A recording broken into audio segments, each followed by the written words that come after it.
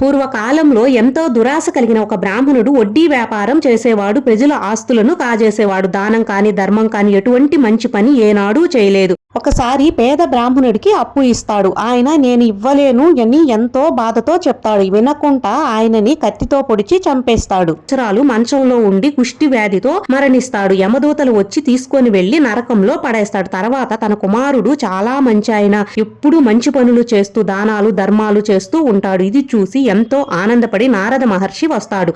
నారద మహర్షికి అన్ని మర్యాదలు చేసి మిమ్మల్ని చూస్తే నారాయణుడిని చూసినట్టు ఉంది అని అంటాడు ఆ బ్రాహ్మణుడు. నారద మహర్షి ఈ విధంగా చెప్తాడు, మీ తండ్రి నరకంలో చాలా బాధపడుతున్నాడు. ఆయన తరపున నువ్వు సాలగ్రామం దానం చేయి కార్తీక మాసంలో అని చెప్తాడు. అవునా, మా తండ్రి చనిపోయినప్పుడు నేను ఎన్నో దానాలు ధర్మాలు అన్నీ చేశాను. ఒక సాలగ్రామం చేస్తే పుణ్యం వస్తుంది, దానం చేస్తే వస్తుందా అని చెప్పి దాన్ని పట్టించుకోడు, ఇవ్వడనమాట. ఆ దానం అయితే చేయడు. తర్వాత దానాలు చేయడం కూడా మానేస్తాడు. కొద్ది రోజుల తర్వాత మరణించి కోతి, ఎద్దు, పులి రూపంలో ఎన్నో జన్మలు ఎత్తి జన్మిస్తాడు. కొన్ని సంవత్సరాల తర్వాత అమ్మాయి రూపంలో జన్మిస్తాడు. వాళ్ళ తండ్రి పెంచి పెద్ద చేసి అత్తవారింటికి పంపిస్తాడు. కార్తీక మాసం సోమవారం రోజున వాళ్ళ భర్త చనిపోతాడు. ఇలా ఎందుకు జరిగింది అని ఆ అమ్మాయి తండ్రి ఆలోచించి, ఆయన తత్వవేత్త, చాలా జ్ఞాని, దివ్య దృష్టితో తెలుసుకొని ఆమె చేత సాలగ్రామం ఆ రోజున దానం చేపిస్తాడు.